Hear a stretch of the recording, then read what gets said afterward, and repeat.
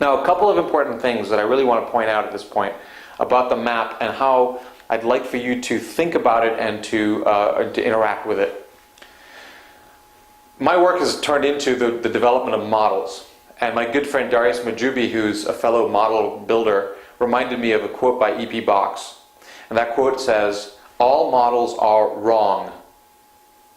Some are useful."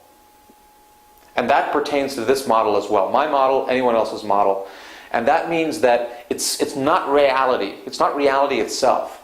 These pieces that we're talking about, they're fuzzy. They might overlap with each other. You might be working on the demo back in pre-ideation. So it's not, you might even start to sell a few of your first customers in the ideation stage. So don't get too attached to putting these things as fixed moments in space and time just because we put them on a grid, on a 2x2 grid. So number one, it's a model, but it's a useful model. It's a model that puts everything into context, but treat it as such, treat it as a model. The whole goal that this is doing is really getting you to think about what your mental model is about this process of entrepreneurship. We all have mental models. You know, if my mental model was that when I see a red light, it's go, and when I see a green light, it's stop, when I get out there on the road, I'm in trouble because I'm not going to be congruent with the reality that I'm facing out there. It's the same thing that we're doing here. If anything, at one level, you might take this model and say, yep, I think this model is awesome and it works for me. But a deeper thing would be for you to test what your current model is. What is your current model of entrepreneurship in this process?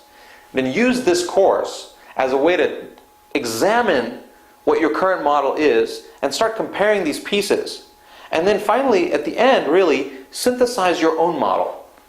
Take what your current model is, look at what we've got here, and then bring them together to something that really works for you.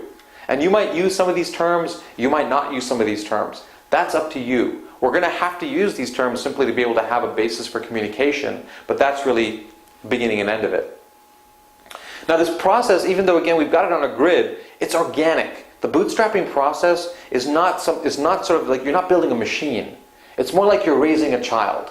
Really, you're bringing an entity into the world that initially is highly, highly dependent on you, the parent.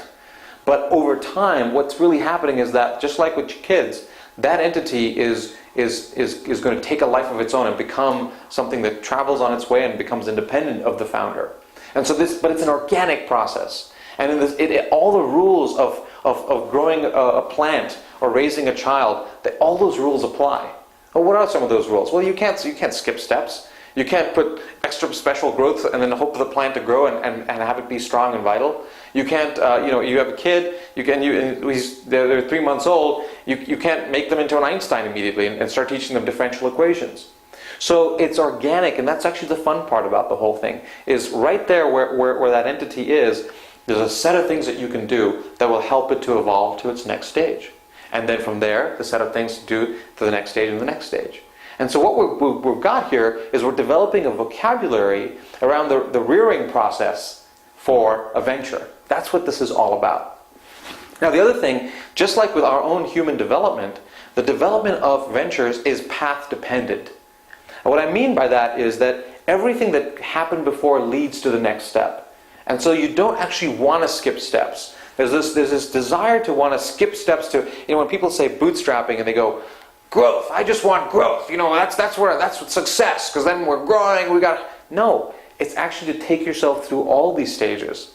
So for me, when I look at a successful bootstrapper, what is that for me? It's someone who's simply taking the steps to get to the next stage where they need to be. Someone who is in pre-ideation and is now in ideation, that's a successful bootstrapper in my mind. Someone who's in ideation who's now going to valley of death and takes that leap, that's a successful bootstrapper. So there's a path dependency to this whole thing. And that's the whole key insight that allows you to kind of see that right action, right time is simply about seeing where the organism is on its path and then giving it what it needs to get to the next stage. And that becomes the whole discussion. Whether we're talking about capital or we're talking about patenting or we're talking about team building or marketing or sales or any of these things it just simply boils down to, is this the right time for that particular action? So what the great bootstrappers realize is that they are in a particular moment in time. This is where they are. And so from where they are, they know that I have to focus on a set of things. And that set of things is not everything. It's simply the set of things that are needed at that moment. So the corollary to right action, right time for me is you're actually always in the right place. You're exactly where you need to be. And everything that you need is in a way being provided to you by the environment and by what's going on in the conversations you're having with your founders, with your customers, and so on and so forth. And the whole challenge is to see that. Because if you can't see that, then, or if you're living in what a lot of us entrepreneurs want to do is live in that future state, this imagined future state, then we can't actually see what's being presented to us. That is in fact the gifts that are helping us to take that next step. So what this is actually getting you to do is live very, very, very much in the present moment. It's living very much in the here and the now, so you can really take advantage of what's around you to take that next step.